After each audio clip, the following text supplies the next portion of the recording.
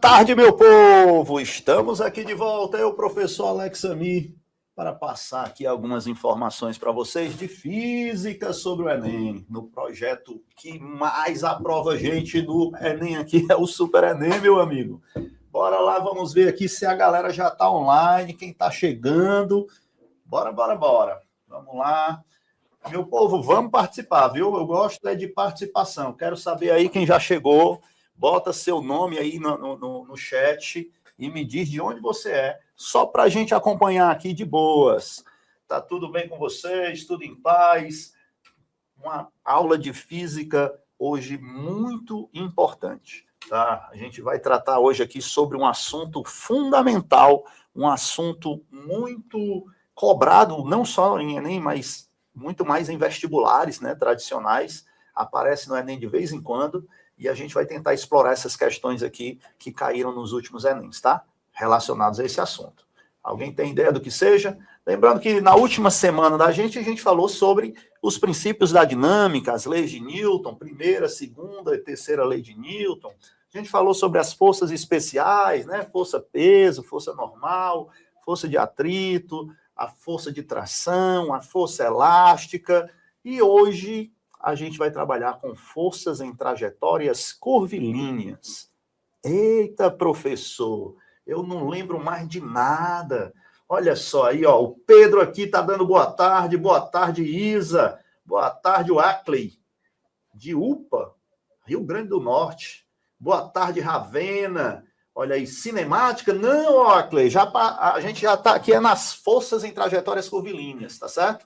Olha só, nós temos aqui a Pílulas do Felca, olha só, rapaz. Boa tarde, Pílulas do Felca. Nós temos a Juliana, boa tarde. Serra da Ibiapaba, Tianguá. Eita, rapaz, deve estar um friozinho bom aí nesse período de chuva. Bora lá. Estamos aqui dando início à aula de hoje. E assim, eu gostaria de saber aí de vocês, que já está aqui interagindo comigo no chat, quem lembra de alguma coisa aí de forças em trajetórias curvilíneas? Esse negócio de forças em trajetórias curvilíneas vai falar sobre o que especificamente?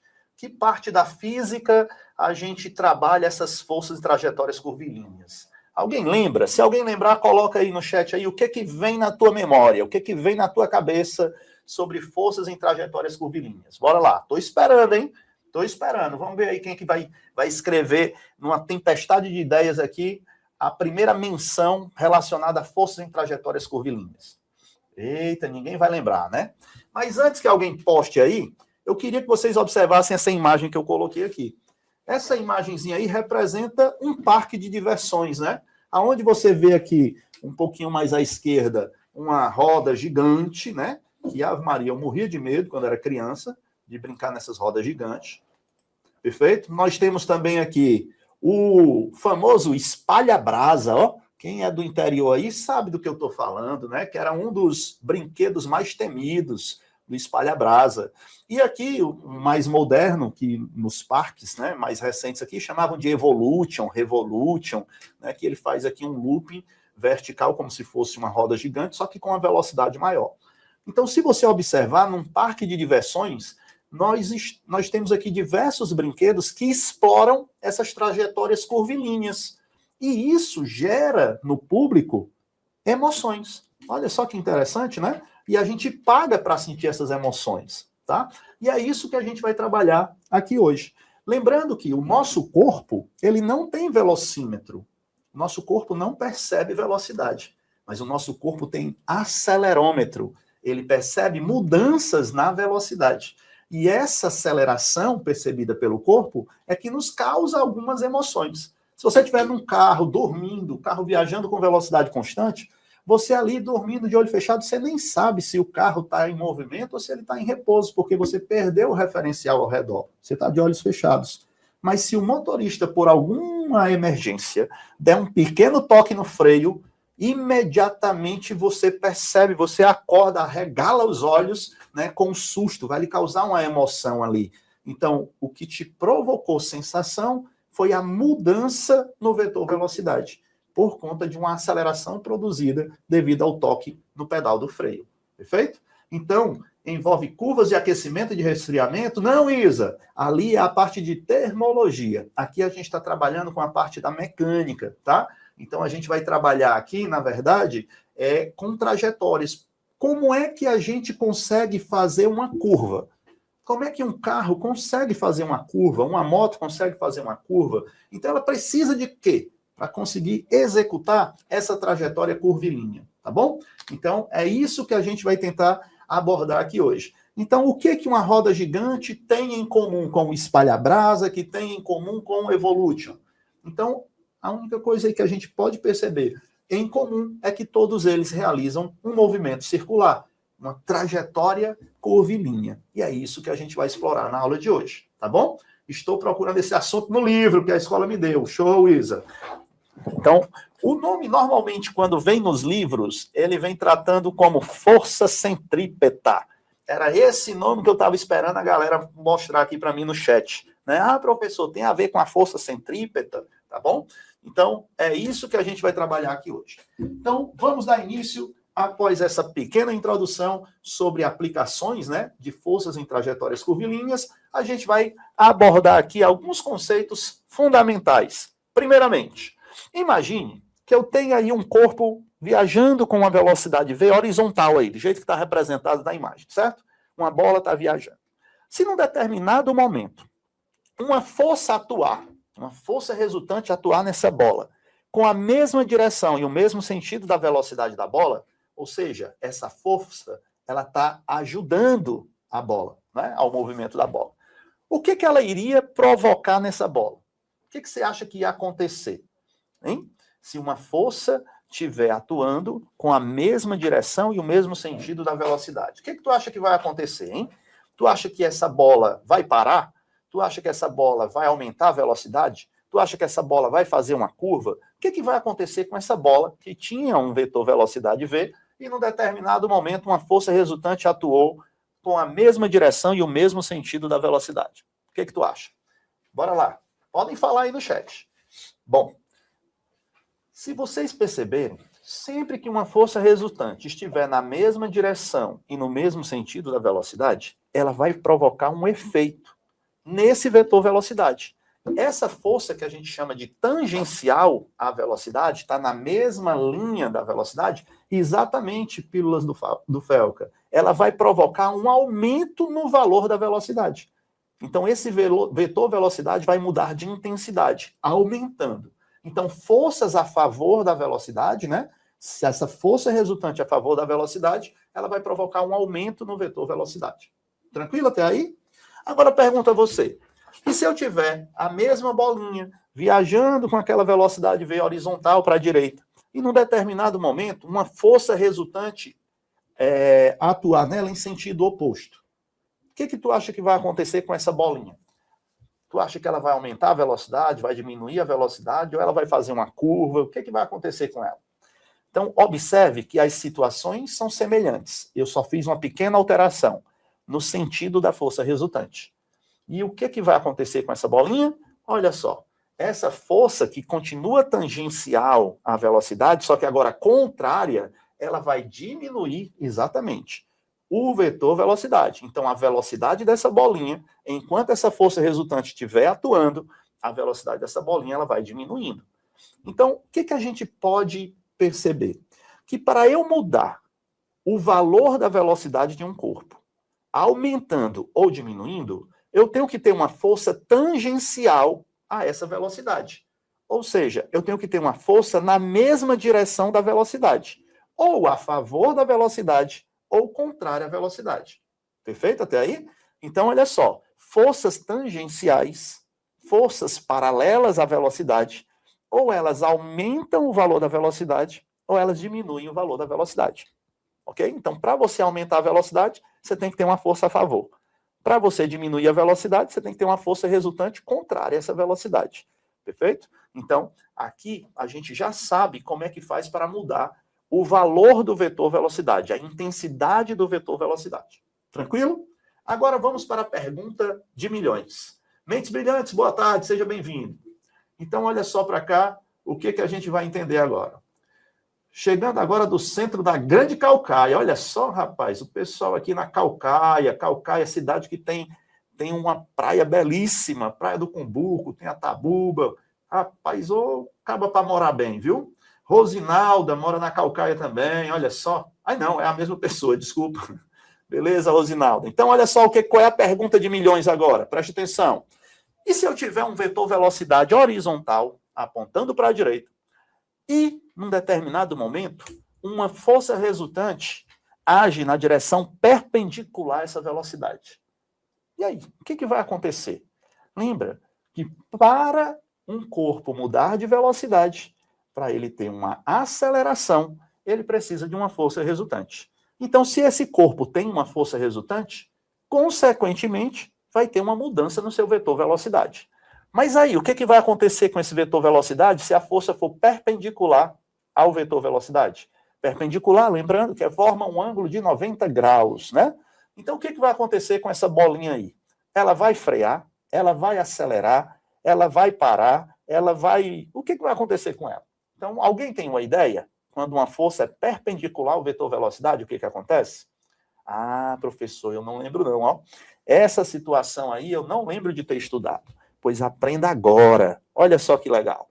Sempre que uma força for perpendicular à velocidade, exatamente, pílulas do Felca, esse corpo vai executar uma curva. Por quê? Essa força, por estar perpendicular à velocidade, ela não está paralela à velocidade. Então, ela nem aumenta e nem diminui o valor do vetor velocidade. Mas ela tem que provocar uma mudança no vetor velocidade. E qual é a mudança que ela vai provocar? Na direção do vetor velocidade. Então, o vetor velocidade estava apontando para a direita, e após a ação dessa força resultante, perpendicular à velocidade, essa força vai mudar a direção da velocidade, fazendo com que este corpo execute uma curva. Então, ele muda a direção do vetor velocidade. E se essa força permanecer perpendicular à velocidade do corpo, a trajetória que ela vai fazer é uma trajetória circular. Perfeito? Se essa velocidade não for modificada, né, não aumentar de valor e nem diminuir de valor, a gente passa a ter um movimento circular uniforme, em que um corpo descreve uma trajetória circular, mas ele está a todo momento com o mesmo valor, o mesmo módulo da velocidade. Mas eu não posso dizer que a velocidade não muda, porque ela está mudando de direção. Então, se mudou de direção, eu mudei uma característica do vetor velocidade, então está tendo mudança na velocidade.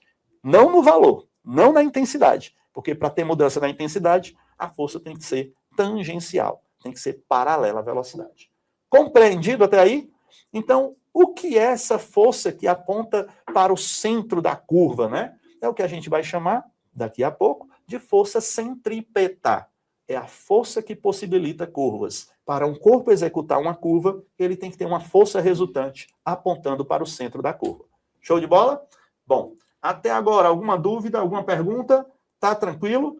Forças paralelas ou aumentam ou diminuem. Forças perpendiculares muda a direção da velocidade. Gostou? Então vamos embora. Vamos dar continuidade aqui e vamos falar dela, dessa força resultante, né, que atua em movimentos circulares uniformes. Então, a força centrípeta, a definição dela é a resultante das forças na direção do raio da trajetória, que sempre vai apontar para o centro da curva. Então, um corpo, quando ele está descrevendo uma curva, ele tem que ter forças na direção do raio dessa curva que possibilitem ele executar essa curva. E para ele executar essa curva, essa força resultante tem que apontar para o centro da curva. Senão ele escapa e sai pela tangente. E aí a gente tem um acidente, por exemplo, num carro, numa moto, numa bicicleta, seja lá o que for. Show de bola? Então, olha só para cá. A força centrípeta é a força que possibilita curvas. Por quê? Porque é ela quem vai mudar a direção do vetor velocidade. Beleza? Então, na hora que você muda a direção do vetor velocidade, você possibilita a curva. Você muda a trajetória, deixa de ser uma trajetória retilínea e passa a ser uma trajetória curvilínea. Tá bom? Então, olha só aqui mais uma vez. Eu tenho aquela mesma bolinha, usando o mesmo exemplo, com uma velocidade para horizontal, apontando horizontalmente para a direita, e uma força resultante perpendicular a ela. Qual é a trajetória que essa bolinha vai fazer? Você já sabe. Opa, força perpendicular à velocidade muda apenas a direção do vetor velocidade, sem mudar a sua intensidade. Então, essa bolinha vai descrever uma trajetória aí, ó, circular. Se essa força resultante permanecer apontando para o centro da curva, o que vai acontecer? Ela vai descrever a trajetória circular no movimento circular uniforme. Então, essa trajetória, a gente vê que tem um centro, que é o centro da circunferência, o centro da curva.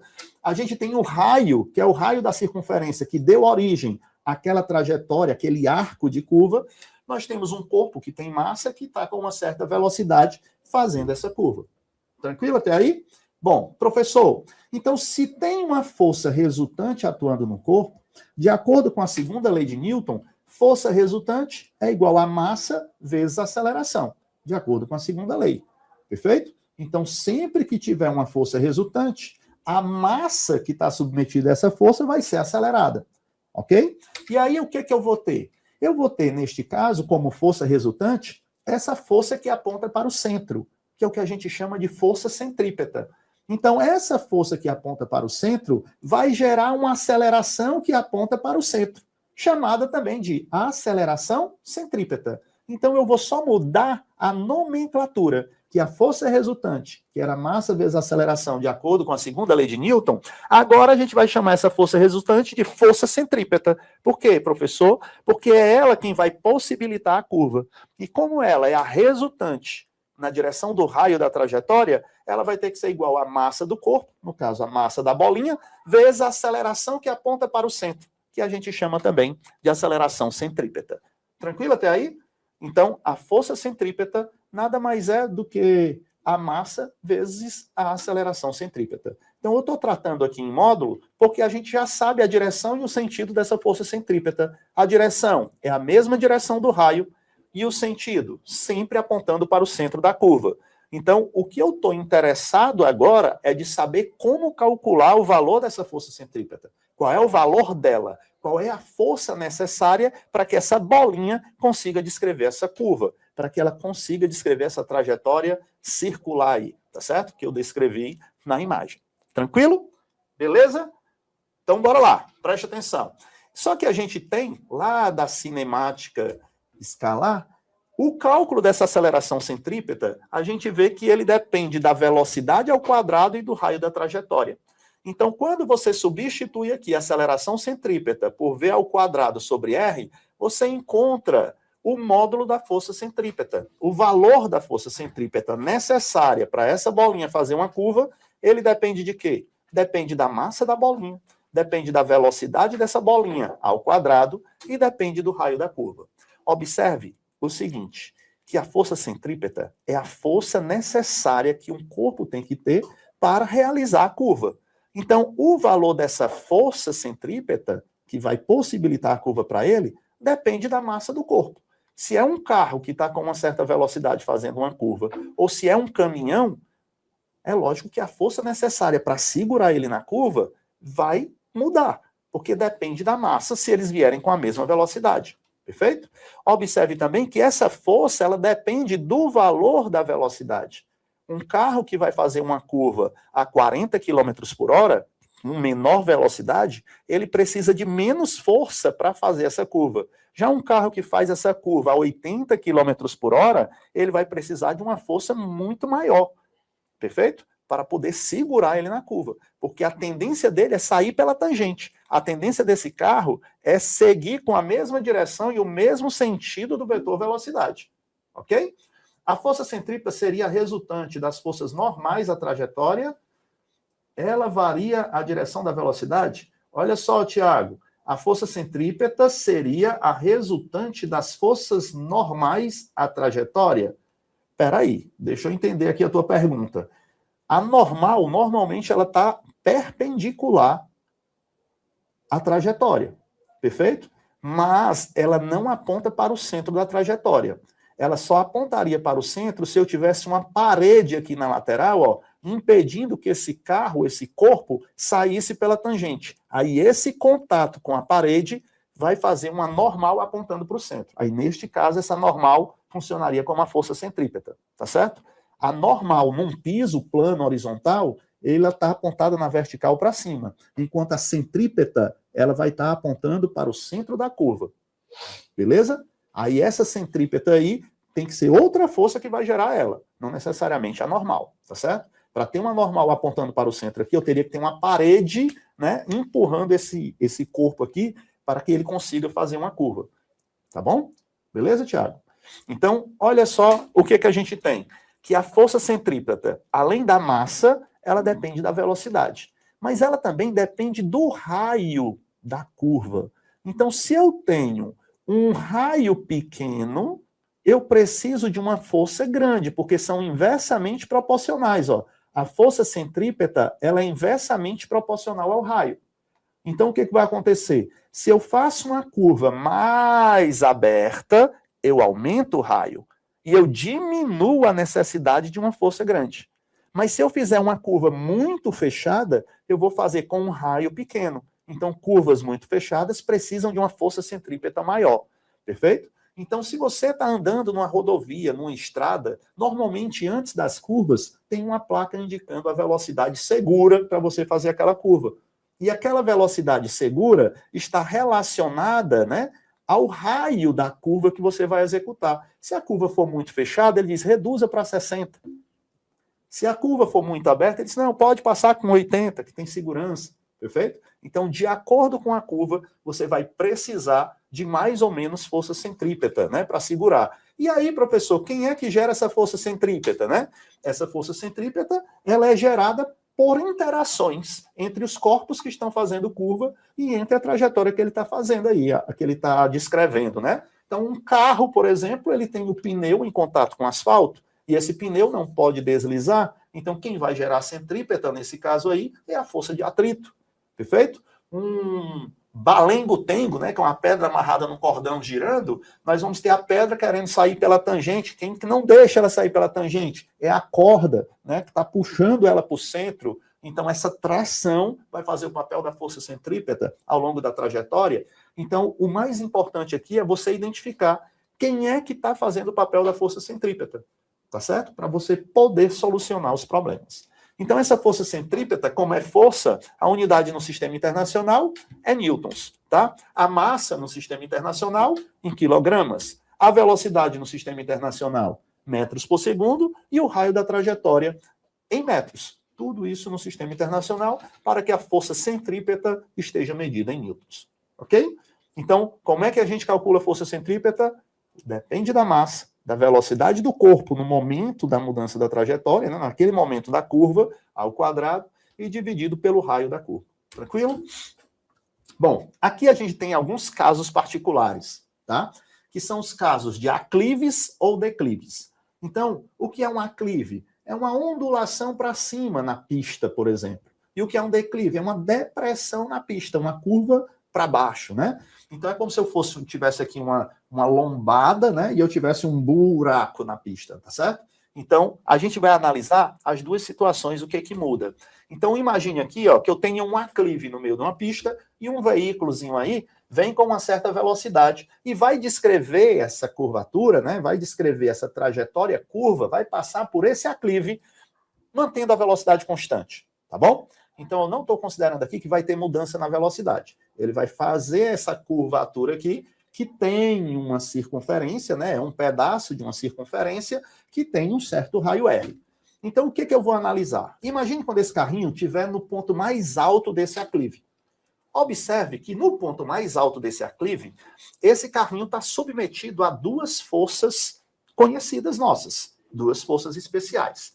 A gente tem aqui a força peso, puxando ele na vertical para baixo, gerada pelo planeta Terra, né, que é onde o sistema se encontra, e nós temos a força de interação entre o carro e o piso, entre o carro e a pista. Então, o carro empurra a pista para baixo e a pista empurra o carro para cima. E essa força de interação é chamada de força normal. Então, o carro está submetido a duas forças, ao peso, puxando ele para baixo, e a normal, empurrando ele para cima. Se a gente analisar o carro antes de fazer o aclive, ele está se movimentando apenas na horizontal, com velocidade constante. Ele não está mudando de velocidade na vertical. Então a gente conclui que, no momento em que ele está no piso horizontal, o valor da força gravitacional, da força-peso aqui, está se equilibrando com o valor da força normal, para cima. Perfeito? Então, o valor da força-peso está sendo igual ao valor da força normal quando ele está num piso horizontal. Show de bola? E ele está se movimentando com velocidade constante, sem ter movimentos, mudanças de velocidade na vertical. Então, o peso aqui seria igual a normal. Mas quando ele chega no ponto mais alto desse aclive, vai acontecer uma mudança. Por quê? Como ele está descrevendo uma curva, para ele descrever uma curva, obrigatoriamente, ele tem que ter uma força resultante perpendicular à velocidade, já que essa velocidade é constante. Então, ele tem que ter uma força centrípeta aí, puxando ele para o centro da curva. E essa força centrípeta que vai apontar para o centro da curva, ela é proveniente da ação dessas duas forças que estão na direção do raio da curva. Perfeito? Então, nós temos a força-peso e temos a força normal na direção do raio da curva. E elas duas é quem vão gerar a força centrípeta necessária para esse carro fazer essa curva. Então, no ponto mais alto da curva, a força centrípeta, a força resultante, tem que apontar para o centro da curva, tem que apontar para baixo. Desta forma, o que vai acontecer? Para essa força centrípeta estar na vertical para baixo, o peso do carro não pode mudar, porque a massa dele não mudou, e ele também não mudou de planeta, então quem é que vai mudar?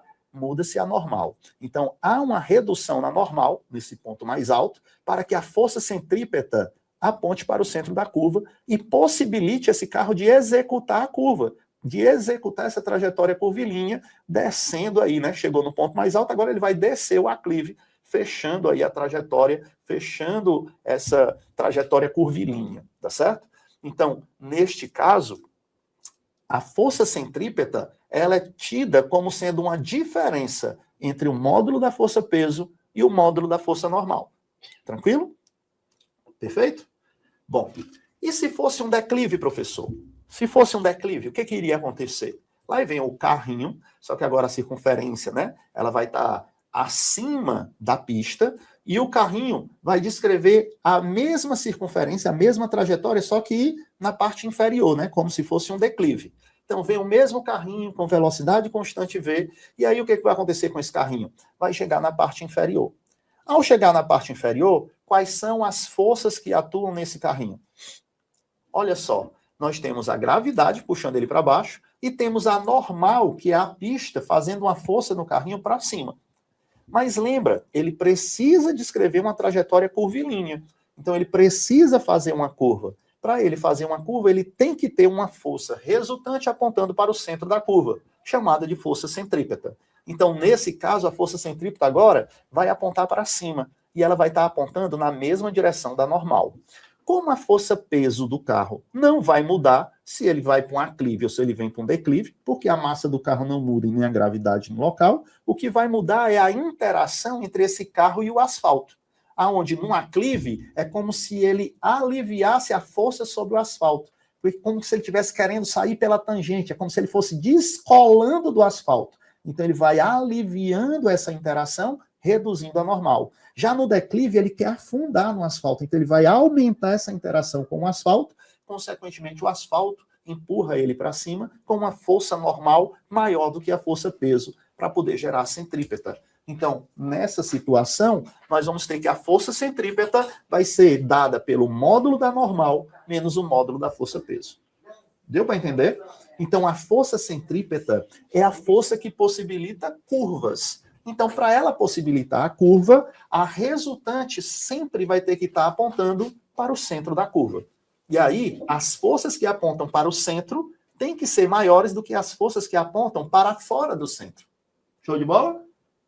Para que isso, né, possa acontecer, para que o corpo consiga descrever a curva. Bom, aí agora a gente tem outro caso interessante. Voltando aqui para o aclive. Lembra que quando a gente está numa estrada, rodovia, e o carro passa numa pequena ondulação, você sente um friozinho na barriga, né? Aquele friozinho na barriga ali é percebido por conta da redução da normal. Porque quando tu chega no ponto mais alto, tu vai diminuir a interação com a superfície que tu está em contato.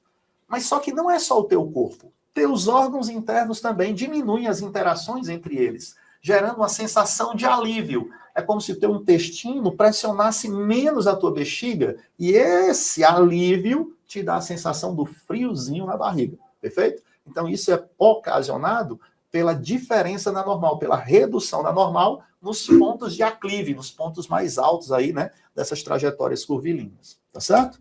Bom, agora vamos para a brincadeira da roda gigante. Olha só, quais são os pontos críticos da roda gigante? O ponto mais alto e o ponto mais baixo, tranquilo? Então vamos analisar duas pessoas aí na roda gigante, uma no ponto mais alto e outra no ponto mais baixo. Só que na roda gigante tem uma cadeira, concorda comigo? E essa cadeira, ela tem um assento e tem um encosto, ok? Então, o que vai acontecer aqui? Nesse caso, quando a gente está nessa posição aqui, mais alta e mais baixa, a gente está numa vertical. Então, a gente precisa analisar quais são as forças que estão atuando no corpo naquele momento que ele está ali, naquela posição vertical. Então, vamos analisar que eu tenho uma roda gigante aí de raio R, e as pessoas estão nas posições mais altas e mais baixas. Quais são as forças que estão atuando em cada uma dessas pessoas? Me diz aí. Pode dizer aí no chat, enquanto eu tomo aqui um pouquinho de água.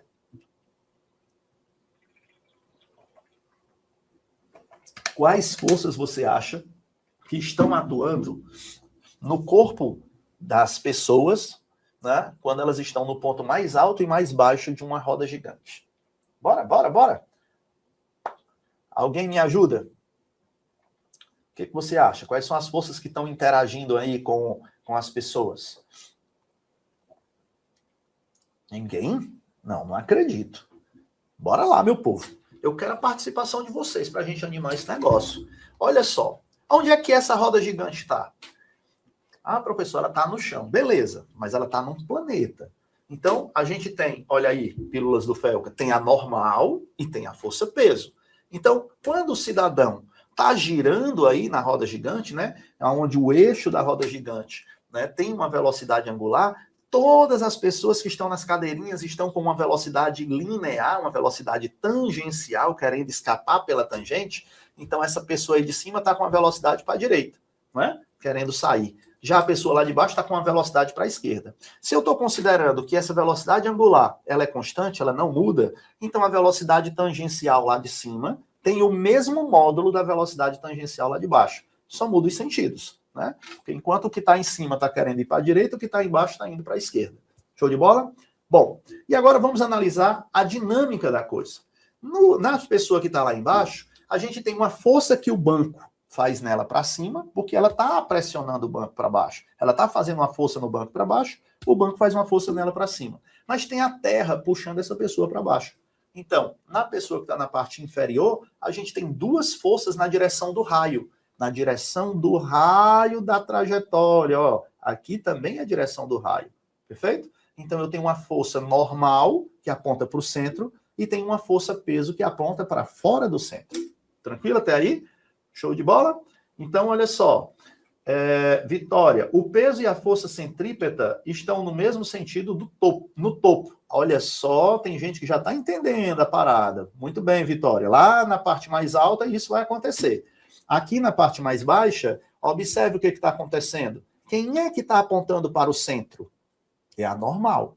Então, ela deve ser maior do que o peso para gerar uma força resultante apontando para o centro. Na parte mais alta, a gente vai ter normal também e vai ter o peso para baixo também. Só que na parte mais alta, quem tem que ser maior? A força peso tem que ser maior do que a normal, para que a resultante aponte para o centro. Tranquilo até aí? Então, a gente vai ter uma centrípeta na parte superior apontando para baixo e uma centrípeta na parte inferior apontando para cima. Show de bola? Então, nessa parte superior, se eu analisar o corpo nessa parte superior, que é do ponto mais alto, o que a gente vai ter? Que a força centrípeta ali, naquela parte superior, né, o módulo da força centrípeta vai ser igual ao módulo da força peso menos o módulo da normal, ok? Porque as forças que apontam para o centro, né, é a força peso. E a força que aponta para fora do centro é a força normal. E a centrípeta, que é a resultante, tem que apontar para o centro para que ele descreva a trajetória curvilínea. Ok? Já na parte inferior, o que a gente vai ter? Que no ponto mais baixo, o que vai acontecer? a força centrípeta, o módulo dela, vai ser igual ao módulo da força normal, que é quem está apontando para o centro, menos o módulo da força peso, que é quem aponta para fora do centro. Deu para entender isso, moçada? Que sempre a resultante tem que apontar para o centro, para que o corpo consiga fazer a curva. Então, para possibilitar a curva, eu tenho que ter uma força centrípeta apontando para o centro. Aí as forças que geram essa centrípeta, elas vão ter que se ajustar para gerar uma centrípeta apontando para o centro. Como a força peso não muda da parte mais baixa para a parte mais alta da roda gigante, porque ela só depende da massa e da gravidade no local, quem vai sofrer alteração neste caso é a força normal, é a interação da pessoa com o assento da cadeira.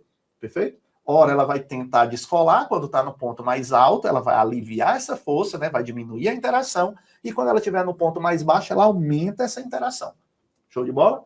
Então, uma pessoa, por exemplo, quando ela está passando nessa parte mais baixa da trajetória, ela tem uma sensação de aumento de peso. É como se ela sentisse um impacto na coluna, como se o peso dela estivesse aumentando. Por quê? A normal precisa aumentar para gerar essa centrípeta apontando para o centro. Já quando ela está no topo da roda gigante, ela sente um alívio, né? Como se ela pesasse menos, porque a normal ali, né? Ela deu uma diminuída para poder gerar a centrípeta apontando para o centro, para que o peso ficasse maior do que a normal. Então, ao longo da trajetória, essa normal ela vai mudando de valor. Tranquilo? Show de bola? E olha só, uma coisa para você nunca mais esquecer. A força centrípeta, o valor da força centrípeta, ele é igual à soma das forças que apontam para dentro, menos a soma das forças que apontam para fora da curva. É como se o topo fosse um aclive, exatamente. E a região mais baixa um declive. Perfeitamente, Vitória. Exatamente. A mesma analogia, tá certo? Eu estou trazendo a roda gigante porque às vezes aparece, não é nem uma questão contextualizada, né? Então, se aparecer um aclive, o raciocínio é semelhante para o da roda gigante. Perfeito? Então, como é que a gente calcula a força centrípeta? Força centrípeta, que é a resultante, vai ser a soma das forças que apontam para dentro da curva, menos a soma das forças que apontam para fora da curva, que estão na direção do raio. A gente chama de forças radiais. Forças que estão na direção do raio. Tranquilo? Tá de boa? Show de bola? Podemos prosseguir?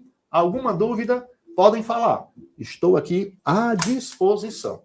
E eu acho muito legal quando vocês colocam aí interpretações, vocês colocam conclusões que vocês tiraram. Essa conclusão da Vitória aí, ela conseguiu fazer uma analogia de uma coisa com a outra.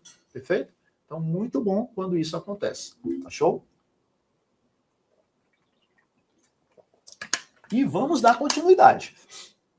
Tá certo? A aula de hoje é muito interessante. Né? A gente está trabalhando com essas curvas, né? Com as forças em trajetórias curvilíneas. Por enquanto, está tranquilo, né, Vitória? Pronto. Agora a gente vai falar de mais um caso, né, que aparece em vestibulares, tá certo? E que você precisa ficar mais atento, tá? Então, por favor, olha qual é o caso. Ah, o famoso Globo da Morte. Alguém já viu em uma apresentação circense esse número do Globo da Morte? Vocês já tiveram essa oportunidade de presenciar esse número? Como é que é possível uma pessoa descrever uma trajetória, ficar de cabeça para baixo e não despencar lá de cima, né? O que está acontecendo ali? Qual é a física que explica esse movimento, né? Que explica o fato de uma pessoa ficar de cabeça para baixo num teto e não despencar? Alguém tem ideia? Olha aí, o pessoal que já assistiu o Globo da Morte. Eu sei que para quem tem sensibilidade auditiva, né, é muito ruim, porque o barulho é grande. Mas o número é interessante. Então, o que interfere ali no Globo da Morte? Né? O que faz, o que torna possível a execução desse número? Tá certo? Então, a gente vai partir aqui, pela força centrípeta. Muito bem. Pílulas do Felca.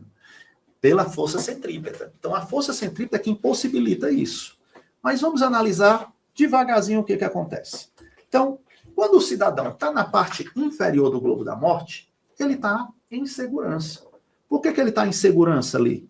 Ele não tem um risco de cair, porque nós temos ali a força normal, que é a força que a moto faz no piso do globo da morte, né?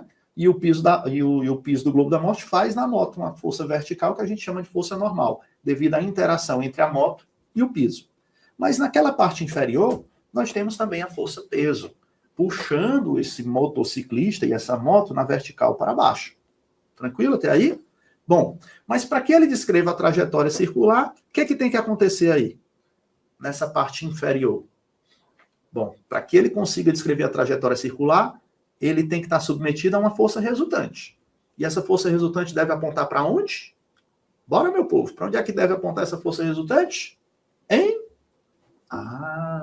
Ela tem que apontar para o centro. Então, na parte inferior do globo da morte, a força centrípeta deve apontar para cima, porque deve apontar para o centro da trajetória. Lembrando que a trajetória circular que ele está executando aí, ó, ela está num plano vertical. Perfeito? Então, ela tem que apontar para cima. Show?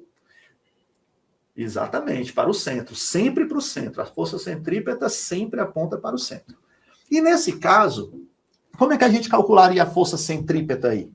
Porque a força centrípeta ela não é uma força extra, ela é uma resultante, então ela depende de outras forças. Nesse caso, ela depende da força normal e da força peso.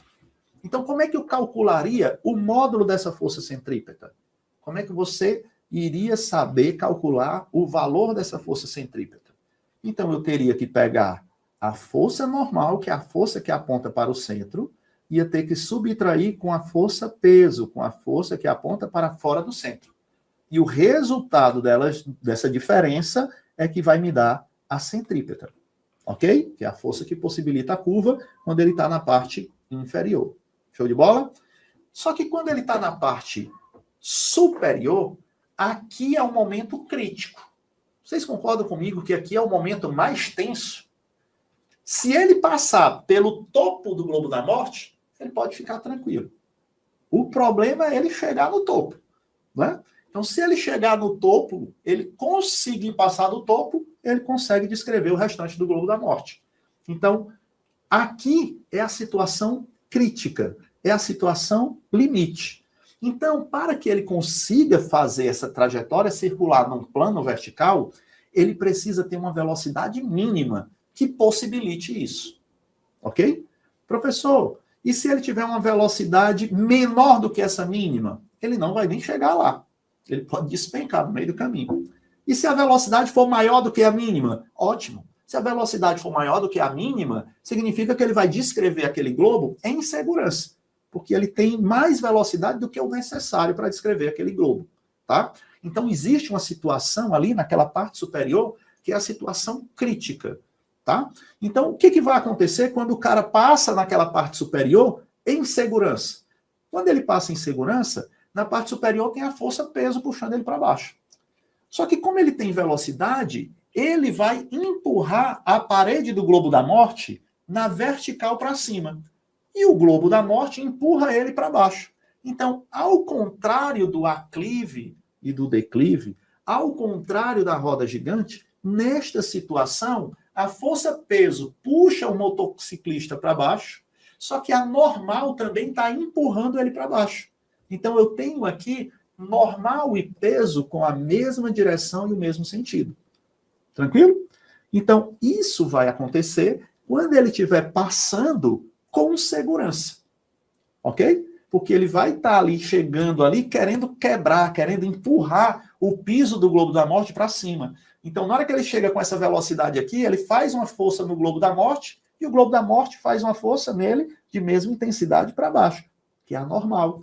Então, neste caso, a força centrípeta aí seria a soma da força-peso mais a força normal naquele ponto crítico. Deu para entender? Enquanto na parte inferior é uma subtração entre a normal e o peso, na parte superior é uma adição da normal com o peso, porque ele está na parte de dentro do globo, perfeito? Então, como ele está na parte de dentro do globo, força-peso puxa ele para baixo e a interação é interna. Então, ele empurra o globo para cima e o globo empurra ele para baixo, fazendo uma força normal também, apontando na vertical para baixo. Perfeito?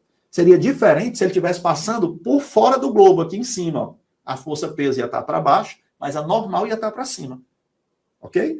Nessa situação do globo da morte, na parte superior, normal e peso estão com a mesma direção e o mesmo sentido, e elas serão responsáveis por gerar força centrípeta para que ele descreva essa curva.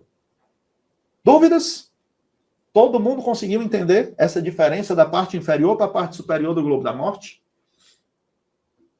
Posso continuar mesmo? Já que estão dizendo, estão tudo caladinho aí, né? Parece que engoliram foi a língua. Bora lá.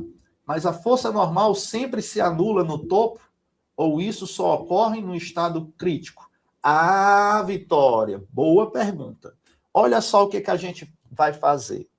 Quando eu quero descobrir a velocidade mínima necessária para ele fazer esse looping vertical, então eu quero a situação mínima, eu quero uma situação limite, eu quero uma situação crítica.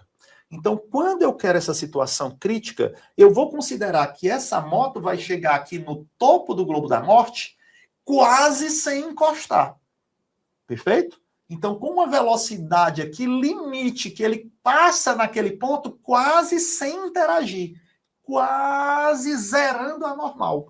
Então, essa é a condição quando a gente analisa o ponto crítico para descobrir a velocidade mínima necessária para ele descrever o globo. Então, qual é a situação? Se ele passar fazendo força no globo, ótimo. Porque aí eu vou ter o peso e a normal se ajudando para gerar centrípeta. Mas no momento em que ele vai passar ali com pouca velocidade, ele vai interagir pouco com aquele globo da morte, reduzindo a normal, e aí só vai ter a força-peso gerando a centrípeta. E aí pode ser que não seja suficiente para que ele descreva o restante da trajetória. Deu para entender? Então, a situação crítica é quando ele passa ali quase sem encostar, fazendo com que essa normal ela tenda a zero. Então, essa é a situação limite. É a situação em que ele vai passar com a velocidade mínima para descrever aquela trajetória. Então, quando a gente quer a velocidade mínima, a gente tem que considerar que essa força normal ela está tendendo a zero. Ou seja, ele está passando ali quase sem tocar, com uma interação mínima possível. Deu para entender? A gente faz ela tender a zero. Tá? Mas isso só é válido se eu estiver querendo encontrar a velocidade mínima. Se eu estiver analisando a situação crítica. Perfeito? Porque ele pode passar ali com uma velocidade maior do que a mínima. Aí vai ter uma normal. Eu não posso dizer que a normal vai ser zero, porque ele não está passando na situação crítica, ele não está passando com a velocidade mínima, então ele está passando é com sobra, né? Ele está passando é com margem de segurança. E aí é ótimo para ele. Show de bola? E aí o que a gente faz para calcular essa velocidade mínima? A gente vai analisar a interação nessa parte superior. Então o que a gente tem? Ora, se eu estou considerando que a normal tende a zero, então a situação mínima é quando ele chega na parte mais alta da curva, em que a única força que vai gerar centrípeta é a força-peso. Já que eu estou considerando que essa normal está tendendo a quanto? A zero. Ele está passando lá quase sem tocar. Então essa força normal aí é mínima, é praticamente zero. Então quem é que vai gerar centrípeta nessa situação? Somente a força-peso. Show de bola? Mas como é que a gente calcula o módulo da força centrípeta? E como é que a gente calcula o módulo da força-peso? Vamos lembrar, ó. O módulo da força centrípeta é a massa vezes a velocidade ao quadrado sobre o raio da curva, sobre o raio da trajetória. E força-peso é a massa vezes a gravidade. Então, com isso, eu vou descobrir aqui qual é a velocidade mínima com que ele tem que passar no ponto mais alto para que ele consiga descrever essa trajetória do globo da morte. Show de bola? E aí observe que a massa que está gerando o peso é a própria massa do motoqueiro. Eu posso dividir uma pela outra aqui, ó. E aí a gente vai ter apenas que a velocidade mínima ao quadrado sobre o raio é igual à gravidade. Com isso, a gente encontra que a velocidade mínima necessária para ele descrever esse globo é a raiz quadrada do raio vezes a gravidade. Olha só que legal. Então, professor, quer dizer que a velocidade mínima necessária para descrever esse globo aqui, ela não depende, por exemplo, da massa do motoqueiro? Não. Então, pode ser uma criança, pode ser um adulto, pode ser uma pessoa obesa, pode ser uma pessoa magrinha. Então, é independente da massa. Pode ser uma moto grande, pode ser uma moto pequena. Por quê, professor? Porque essa velocidade mínima só depende de quem? Do raio do globo e depende da gravidade. Perfeito? Como a gravidade na Terra, na próxima superfície da Terra, é de aproximadamente 10 metros por segundo ao quadrado, então quem vai determinar a velocidade mínima necessária aí é quem? É o raio do globo. Então, se o globo for muito grande, a moto precisa ter mais velocidade para descrever o looping vertical. Se o globo for menorzinho, com um raio pequeno, ela precisa de menos velocidade para descrever aquele looping vertical. E aí, cabe aos motociclistas, né, fazerem com que a moto atinja aquela velocidade. Perfeito? Então, normalmente, eles começam com uma velocidade pequena, fazendo raios pequenos, e aí vai aumentando essa velocidade até ficar num plano vertical, porque ali ele passa a ter segurança de que não vai despencar. Show de bola? Então, até aí, alguma dúvida sobre o globo da morte? Tá tranquilo? Então, eu trouxe aqui a situação crítica, né? Qual é a velocidade mínima para o corpo, para o motociclista descrever essa trajetória, esse looping vertical? Só depende do raio e da gravidade. Raiz quadrada de RG. Show? Todo mundo está tranquilo e calmo? E agora eu vou trazer só mais uma situação para a gente fechar essa parte teórica e começar a resolver alguns exercícios. Na resolução dos exercícios, vou pedir a participação de vocês, viu, moçada? Para que vocês aí possam tirar suas próprias conclusões. Bom, olha só uma coisa interessante também. Aliás, eu tinha que falar também aqui dos veículos, né? Antes de eu falar sobre o sistema planetário. Então, o que é que eu vou querer que você entenda? Curva de veículos. Imagine um carro, né, que vai descrever uma curva numa pista, numa rodovia, seja lá o que for. Ok? Então, esse carro, quando ele está se movimentando, ele tem um vetor velocidade que tangencia a curva. Ou seja, o carro quer sair pela tangente, ele quer seguir em linha reta. Né? Ele quer manter a espontaneidade dele, quer manter o seu vetor velocidade com a mesma direção, mesmo sentido e mesmo valor. Mas para ele fazer a curva, eu tenho que mudar a direção desse vetor velocidade. E para eu mudar a direção do vetor velocidade, eu tenho que ter uma força perpendicular ao vetor velocidade que aponte para o centro da curva. Eu tenho que ter uma força centrípeta. Então, no caso dos veículos, quem é que gera essa força centrípeta? Vamos lembrar do seguinte. Lembra da danada da força de atrito? A força de atrito é uma força que tenta impedir o deslizamento entre superfícies. Então, na hora que esse carro entra na curva, ele quer deslizar lateralmente para fora da curva. Quem é que não deixa ele deslizar lateralmente para fora da curva? É a força de atrito entre os pneus e o asfalto, que vão segurar ele impedindo esse deslizamento. Se impede o deslizamento, a gente vai ter uma força de atrito estática. E é essa força de atrito estática que vai estar apontando para o centro da curva, que vai gerar a força centrípeta necessária para o carro fazer a curva. Show de bola? Então, os carros fazem as curvas, isso considerando uma curva, né, num plano horizontal, sem compensação, sem inclinação, de que a força centrípeta ela é gerada pela força de atrito estático entre os pneus e o asfalto. Show de bola? Lembrando que esse carro, ele está submetido a outras forças também. Tem a força peso puxando ele para baixo e tem a força normal aí empurrando ele para cima. A gravidade puxando ele para baixo, né? Força gravitacional puxando ele para baixo e a força normal que o asfalto faz no veículo empurrando ele para cima. Só que essas duas forças não estão na direção do raio da curva. Então, elas duas não afetam diretamente na força centrípeta. Quem é que vai estar na direção do raio? É a força de atrito estático. Como eu só vou ter essa força de atrito estático na direção do raio, ela é quem vai gerar a força centrípeta. Então, neste caso, a força centrípeta, ela depende da força de atrito estático. Beleza? Então, para um carro fazer uma curva, para uma moto fazer uma curva, para uma bicicleta fazer uma curva, precisa do atrito estático, se a curva não tiver uma inclinação, se não tiver uma compensação. Tá certo? E aí, o que é que a gente tem? A gente vai substituir. Ó, como é que eu calculo força centrípeta? Massa, velocidade ao quadrado dividido pelo raio.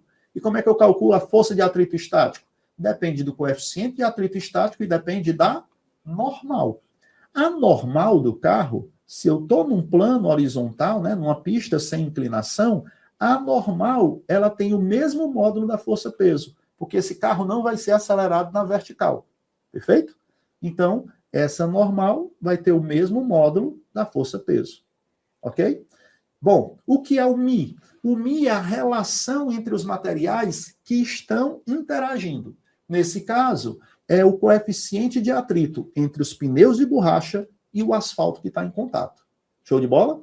Professor, se o pneu tiver careca, né, se for um pneu já desgastado, o que é que vai mudar? A normal do carro muda? Não, porque a normal ela vai equilibrar com o peso. O que é que vai mudar? Se o pneu tiver careca, muda a relação entre os materiais. Esse coeficiente de atrito estático, ele diminui. Se o coeficiente de atrito estático diminui, a força de atrito estática entre o carro e o asfalto diminui. Se diminui a força de atrito estática, eu estou diminuindo a força centrípeta que possibilita a curva. Então, se eu diminuo a força centrípeta que possibilita a curva, eu não posso mais entrar nessa curva com a mesma velocidade. Eu vou ter que reduzir a velocidade para entrar numa curva se o meu pneu estiver careca. Já que a massa do carro não muda e o raio da curva também não vai mudar. Então, a única coisa que você pode alterar para fazer essa curva em segurança é alterando a velocidade do veículo. Por isso que tem as plaquinhas antes das curvas, que ele está considerando que você está com um pneu, né, não careca, com um pneu ainda útil, né? Então, ele já está partindo do princípio que esse coeficiente de atrito estático é alto, né? Então você pode entrar com uma velocidade maior na curva. Se o pneu tiver careca, reduz-se o coeficiente de atrito estático, então tu tem que mudar, né? Compensar isso com a redução da velocidade. Senão, essa força de atrito não segura o carro com aquela velocidade que você vem.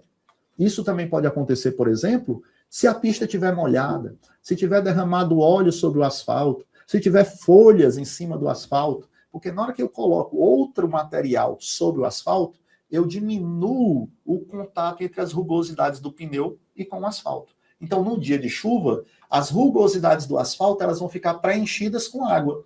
E aí, quando o pneu vier passar sobre esse asfalto, a relação, né, a interação entre essas superfícies, entre essas rugosidades, vai mudar, vai ficar menor. Então, reduz o coeficiente de atrito estático naquele momento, fazendo com que a força de atrito estático naquele momento seja menor, obrigando o cidadão a reduzir a velocidade em dias de chuva, porque ele corre o risco de sobrar na curva.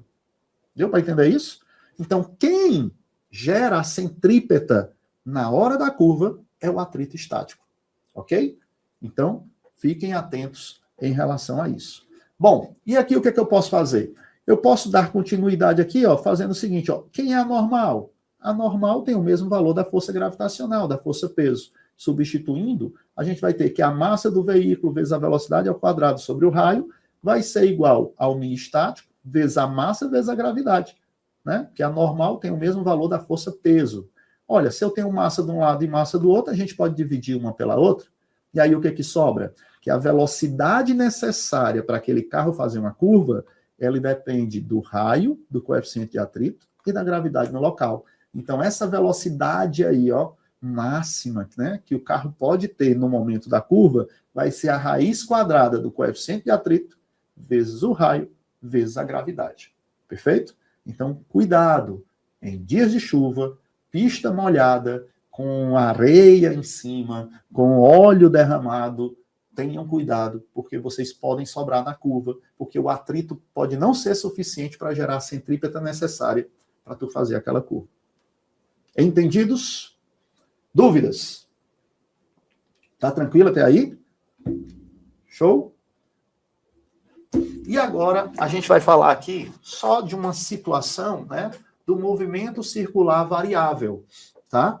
Pode acontecer de eu ter um movimento circular com a velocidade mudando de valor.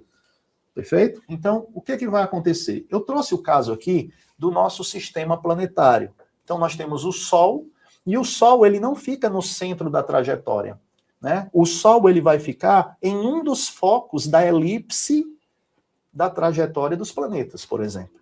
Então, o foco ele fica um pouco deslocado do centro. Então, Imagine aí que eu tenha o planeta Terra, com uma certa massa, viajando a uma certa velocidade pelo espaço, velocidade v, ok? Só que agora, esse planeta Terra entrou dentro do campo gravitacional do Sol. E se houve uma massa que entrou dentro de um campo gravitacional, essa massa vai interagir com esse campo através de uma força gravitacional. Então, naquele momento ali que o planeta Terra estava, eu tinha uma direção X aqui, que era a direção do vetor velocidade, para onde o planeta queria seguir em linha reta, perfeito? E eu tenho uma direção vertical aqui, que eu coloquei perpendicular a esse vetor velocidade. Show? Eu criei um sistema de coordenadas aí, X e Y, aonde o planeta estava. Tá tranquilo até aí? Só que, como há uma interação gravitacional entre o Sol, entre a estrela e o planeta, nós vamos ter uma força gravitacional apontando para o centro do Sol. Perfeito? Então, nós temos aí o planeta sendo puxado para o centro do Sol. Só que observe que essa força gravitacional aqui, devido à interação da massa do planeta com a massa da estrela Sol, ela não está nem paralela à direção da velocidade e nem perpendicular à direção da velocidade. Ela está inclinada. Então, quando a gente tem forças inclinadas, a gente tem que entender que essa força que está inclinada, ela está interferindo nas duas direções. Então, eu vou ter uma componente dessa força gravitacional na direção X e vou ter uma componente dessa força gravitacional na direção Y. Aí, observe que essa força gravitacional aqui, ela tem duas componentes. Uma componente gravitacional na direção X, que é paralela à velocidade, e uma componente perpendicular à direção X. Olha só, formando um ângulo de 90 graus. Então, essa componente que está paralela à velocidade, ela vai ser responsável pelo aumento da velocidade do planeta. Já essa componente que está perpendicular ao vetor velocidade, ela vai ser responsável pela mudança na direção da velocidade do planeta. Perfeito? Então, eu preciso dessas duas componentes para que o movimento em torno da estrela ele seja um movimento circular e variável. Aonde o planeta Terra, por exemplo, né, quando ele se aproxima do Sol, ele vai aumentando sua velocidade. Quando ele chega nesse ponto mais perto do Sol, chamado de periélio, ele vai estar com a velocidade máxima. E a partir dali, ele começa a diminuir o seu vetor velocidade, e quando ele chega no ponto mais afastado do Sol, chamado de afélio, ele vai ter sua velocidade mínima, tá? Então, aqui, ó, a gente tem a força gravitacional X como sendo uma força tangencial a favor da velocidade, que vai provocar um aumento na velocidade do planeta. Já a força gravitacional Y, ela é uma força perpendicular ao vetor velocidade, que vai provocar a mudança na direção do vetor velocidade para que o planeta continue orbitando a estrela. Show de bola? Fique girando, né, em torno da estrela aí, não mais uma trajetória circular, porque agora a gente vai ter um movimento circular variável, né? Então a trajetória passa a ser elíptica, essa velocidade está variando. Então a trajetória deixa de ser circular e passa a ser uma trajetória elíptica, tá bom? E quando esse planeta tiver passado, né, aqui pelo Sol, se ele estiver voltando para o afélio, observe aí, ó, que ele vai ter o vetor velocidade aqui, ó, tangenciando a direção X, aqui a direção Y, perpendicular, né, e a força gravitacional vai estar apontando para o Sol.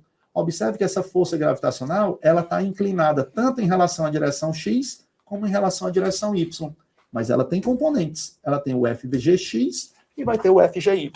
Observe que o FGX, ela está paralela ao vetor velocidade, só que em sentido oposto. Enquanto o FGY, ele continua perpendicular à velocidade.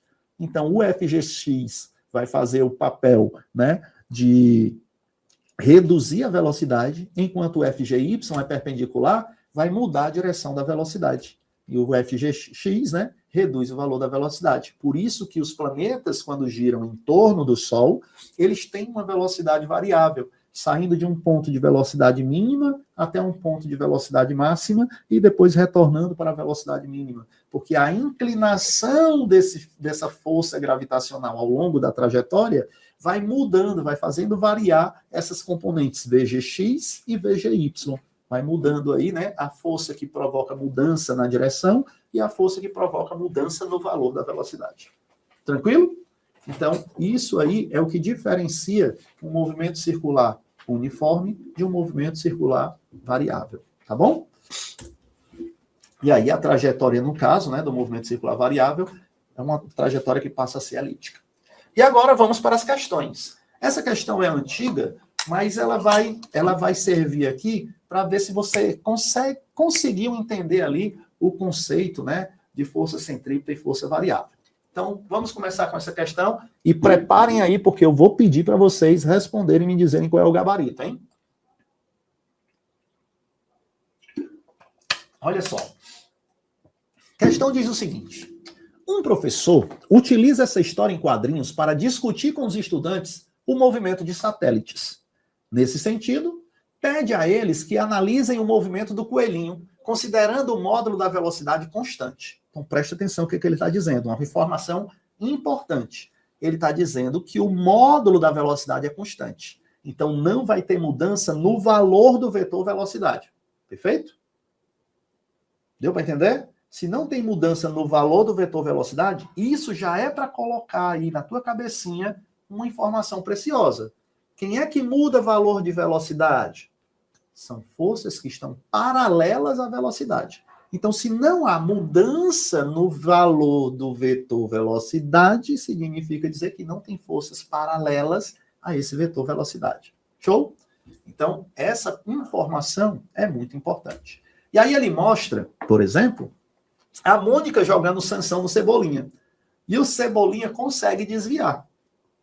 Né? E aí ele fica zombando. Elô! E a Mônica com aquela carinha de raiva. Só que a imagem mostra que esse coelhinho, devido à velocidade oferecida pela Mônica, ele descreveu uma trajetória circular em torno da Terra e, ao retornar, ela acertou o Cebolinha. Aí ela começa a rir, né? Zombando aqui do Cebolinha. Ui. Show de bola? Então é uma tirinha do Maurício de Souza, né? Da turma da Mônica, nesse episódio aí, em que a Mônica arremessa o Sansão no Cebolinha, tá?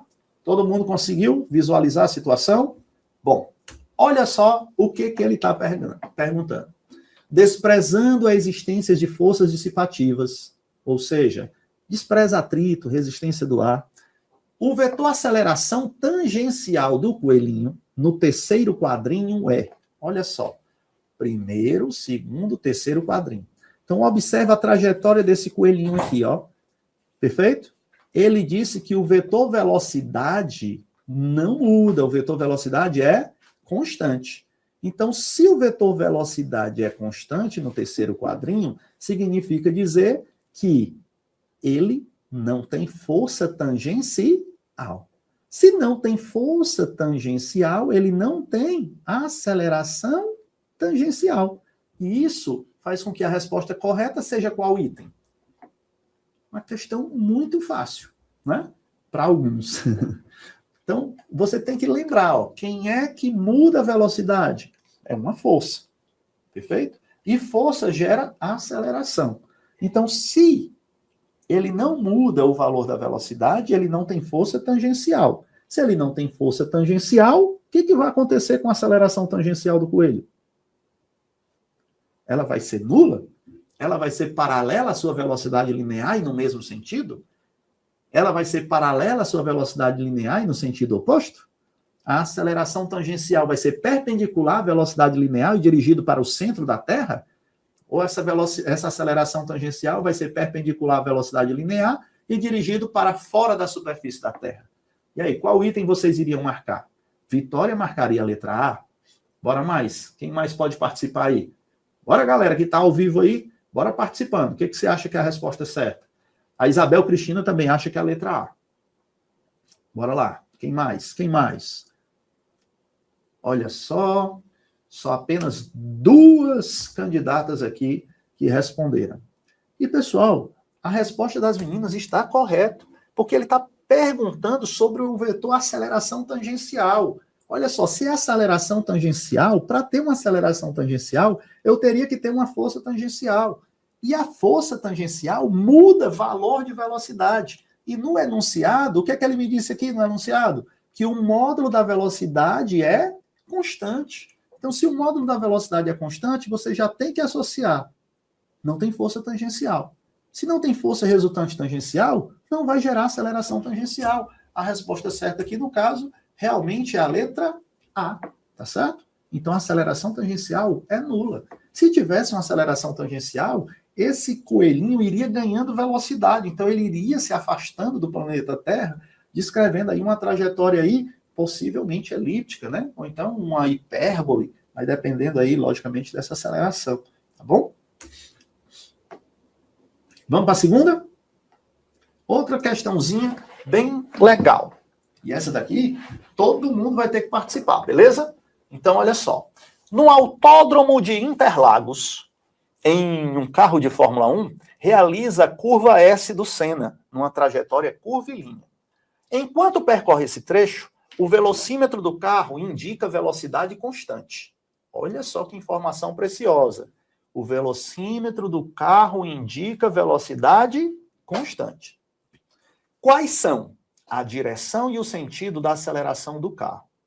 Ei, professor, olha o que o aluno pode pensar, né? Se a velocidade é constante, ela nem aumenta e nem diminui. Então, ela não muda. Se ela não muda, não tem aceleração, né? Cuidado, cuidado, porque ele está descrevendo uma trajetória curvilínea. Então, preste atenção que isso é muito importante. Ah, o que é que ele quer saber? Olha só. Quais são a direção e o sentido da aceleração do carro nesse momento em que ele descreve o S do Senna com velocidade constante? E aí? A aceleração do carro vai ser radial, apontando para fora da curva? Vai ser radial, apontando para dentro da curva? A aceleração vai ser nula, portanto, sem direção e nem sentido? A aceleração vai ser tangencial, apontando no sentido da velocidade do carro? Ou a aceleração vai ser tangencial, apontando no sentido contrário à velocidade do carro? Vamos pensar. O que é que ele me disse aqui? Que o velocímetro do carro indica velocidade constante. Professor, se a velocidade é constante, ela vai ter aceleração tangencial, vai. Se a velocidade é constante, ela nem aumenta e nem diminui. Então, não tem aceleração tangencial, não vai ter força tangencial. Então, o item D e o item E já estão descartados. O que muitos alunos às vezes erram é colocar, se a velocidade é constante, a aceleração é nula, se o movimento fosse retilíneo. Mas esse movimento é curvilíneo. E para ele ser curvilíneo, a velocidade tem que mudar de direção. Então, se ela muda de direção, ela tem que ter uma força centrípeta. Ela tem que ter uma força na direção do raio. Ela tem que ter uma força radial que vai gerar uma aceleração radial, apontando para onde? Para dentro da curva. Então, quem respondeu letra B pode ficar feliz. Você está se garantindo. Show de bola? Então, cuidado, porque o fato de ele ter velocidade constante não significa dizer que ele não tem aceleração, porque a gente está tratando de um movimento curvilíneo. Se faz curva, tem que mudar a direção da velocidade. E se muda a velocidade, tem uma taxa de mudança de velocidade, que é o que a gente chama de aceleração. Beleza? Então, a resposta dessa, letra B. E a terceira questão? Essa daqui vocês vão responder de supetão. Bora lá. Em dias de chuva, ocorrem muitos acidentes no trânsito. E uma das causas é a aquaplanagem, ou seja, a perda de contato do veículo com o solo pela existência de uma camada de água entre o pneu e o solo, deixando o veículo incontrolável. Nesta situação, a perda do controle do carro está relacionada com a redução de qual força? O que acontece na aquaplanagem? Há uma redução no atrito, uma redução na tração, uma redução na normal, uma redução da força centrípeta ou uma redução na força gravitacional? Então, me diga aí qual é a resposta certa dessa terceira questão. Aquaplanagem. O que é aquaplanagem? É uma camada de água sobre o asfalto que dificulta a interação do pneu com o asfalto, fazendo com que o pneu deslize sobre o asfalto. E esse pneu, ao deslizar sobre o asfalto, está acontecendo a redução de qual força, meu povo? Olha só, a interação aí de deslizamento, não é? Então, todo mundo aqui já respondeu corretamente, né? A resposta certa é que o carro vinha com uma certa velocidade aqui, na direção perpendicular, em determinado momento ele precisa mudar de velocidade. Mas quem é que segura esse carro na curva? é uma força centrípeta. Mas quem é que vai gerar essa centrípeta que possibilita a segurança dele? É a força de atrito estática entre os pneus e o asfalto. Então, no caso da aquaplanagem, vai ter uma redução nesse coeficiente de atrito, que vai reduzir a força de atrito, e, consequentemente, a centrípeta aí vai precisar de mais força e o atrito não é capaz de responder. E aí o carro vai sair pela tangente. Então, a resposta certa aí, realmente, é a força de atrito. Letra A. Muito bem, pessoal. Parabéns aí para quem está respondendo, está participando, né? Estamos vendo aí que não é tão absurdo assim você entender que a força centrípeta, ela é sempre gerada por outras forças, tá? Vamos agora para mais uma questão que caiu no Enem de 2015 e fala sobre o seguinte. Essa questão, ela vai relacionar força centrípeta em trajetórias curvilíneas com interações gravitacionais, tá? Então, a gente precisa ter um pouquinho de atenção, porque eu vou precisar nessa questão de um conhecimento prévio de vocês, que é da força gravitacional, tá? Da gravitação universal, que é uma parte da física que estuda a interação entre corpos massivos, tá? Então, olha só o que diz a questão 4. Observações astronômicas indicam que no centro de nossa galáxia, a Via Láctea, provavelmente exista um buraco negro, cuja massa é igual a milhares de vezes a massa do Sol. Uma técnica simples para estimar a massa desse buraco negro consiste em observar algum objeto que orbite ao seu redor e medir o período de uma rotação completa, T maiúsculo. Então, período normalmente é representado pela letra T maiúscula, que é o tempo necessário para dar uma volta completa. Bem como o raio médio, R, da órbita do objeto, que supostamente se desloca com boa aproximação de um movimento circular uniforme. Então, ele já me deu uma informação aqui preciosa, ó. Eu tenho um buraco negro e tem um objeto que vai girar em torno desse buraco negro como se fosse um movimento circular uniforme. A trajetória circular com velocidade constante, com velocidade de módulo constante. Nessa situação, considere que a força resultante devido ao movimento circular é igual, em magnitude, à força gravitacional que o buraco negro exerce sobre o objeto. Beleza? A partir do conhecimento do período de rotação, da distância média e da constante da gravitação universal G, a massa do buraco negro vale quanto? Então, essa questão é uma questão que eu considero difícil, tá? Então, a gente precisa um pouquinho de calma para entender essa questão. Então, imagine aí que esse emissão seja o buraco negro, por isso que eu coloquei um ponto escuro. E eu tenho aí uma trajetória circular em torno desse buraco negro, aonde uma massazinha observada está girando em torno dele com velocidade constante, descrevendo um movimento circular uniforme. Só que existe uma interação entre as massas chamada de interação gravitacional, força gravitacional. E é essa força gravitacional que está apontando na direção do raio e apontando para o centro da trajetória, para o centro da curva. Então ela é quem vai fazer o papel da força centrípeta. Tranquilo? Lembrando que ele me diz que esse raio médio aí é R e o período de rotação, né, é T. Tranquilo? Então, o que eu vou fazer primeiro? Eu vou estimar o valor dessa velocidade tangencial desse corpo observado. Então, ele vai descrever uma trajetória circular, ele vai percorrer um comprimento de circunferência durante o tempo que ele gasta para dar uma volta, durante um período. Então, essa velocidade tangencial dele é 2πr, que é o comprimento da circunferência, sobre o período que ele gastou para dar uma volta completa, que ele mandou chamar de T maiúsculo. De boa? Então, isso foi só para a gente encontrar o valor da velocidade tangencial, a velocidade com que ele quer sair dessa trajetória, tá? Bom, agora a gente vai analisar a dinâmica desse movimento. Força resultante em um movimento circular uniforme. E a força resultante no movimento circular uniforme é a força centrípeta. E essa força centrípeta, ela está sendo gerada por essa força gravitacional que aponta para o centro. E aí eu vou fazer o quê? Vou igualar as duas forças. Como é que a gente calcula a força centrípeta? É a massa vezes a velocidade ao quadrado sobre o raio. E a força gravitacional, professor? Aí vem lá da gravitação universal de Newton. Depende da constante da gravitação, depende da massa-zona, depende da massazinha e depende da distância entre elas ao quadrado. Então depende desse raio aqui, ó, ao quadrado. Show de bola? A partir daí, o que a gente pode fazer?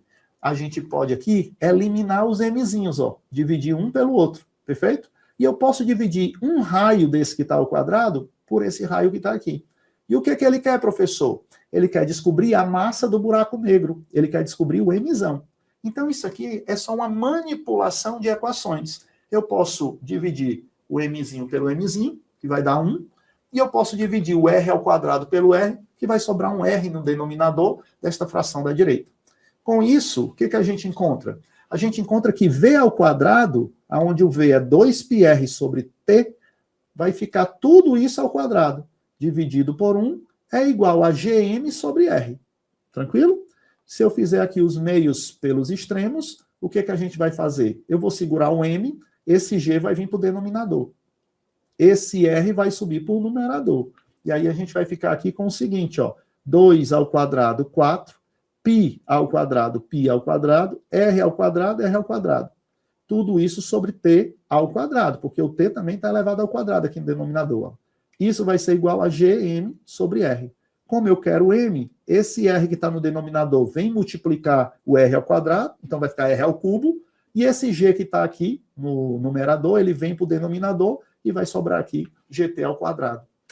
Então, quanto é que vai ser a massa desse buraco negro? 4π ao quadrado, r ao cubo, sobre gt ao quadrado. Resposta certa aí seria a letra D, tá? Então, essa eu não pedi para vocês responderem pela questão do tempo. E ia demorar, e por isso que a gente já foi logo fazendo. Mas o que é mais importante aqui, que eu considero, é que você consiga identificar quais são as forças que estão gerando a centrípeta. Então, nesta situação, a força que estava gerando a centrípeta era a força gravitacional. Sempre eu vou precisar de uma centrípeta numa curva. O importante é você identificar qual delas vai gerar essa centrípeta. Nesse caso, a força gravitacional. Perfeito? E para finalizar, a última questão de hoje que eu também vou fazer, espero que vocês acompanhem. Um pai faz um balanço utilizando 2 segmentos paralelos e iguais da mesma corda para fixar uma tábua a uma barra horizontal. Por segurança, ele opta por um tipo de corda cuja tensão de ruptura seja 25% superior à tensão máxima calculada nas seguintes condições. Então, quais foram as condições em que ele calculou a tensão máxima? Quando o ângulo máximo atingido pelo balanço em relação à vertical é igual a 90 graus, e quando os filhos utilizarão o balanço até que tenha uma massa de 24 quilos. Perfeito? Então, cuidado aqui, ó. Ele comprou uma corda com uma tensão de ruptura superior à necessária. E aí ele diz, além disso, ele aproxima o movimento do balanço para o movimento circular uniforme. Olha só, considera que a aceleração da gravidade é igual a 10 metros por segundo ao quadrado e despreza as forças dissipativas. Qual é a tensão de ruptura da corda escolhida? O que ele quer é a tensão de ruptura, aquela que tem 25% a mais, e não a tensão nas condições. Então, vamos analisar esse problema com um desenho. Então, imagine aqui, ó, que eu tenho o eixo de rotação desse balanço, e aqui é a tábua onde o menino vai sentar. Ele vai sair desta posição, que forma um ângulo de 90 graus com a posição inferior. Show de bola? Então, o que a gente vai analisar? Esse problema, ele relaciona energia com força centrípeta. Então, eu preciso de conhecimentos prévios aqui. Então, a gente sabe que o comprimento aí, né, o raio dessa trajetória circular é o comprimento da corda. Eu vou chamar de L. Tranquilo?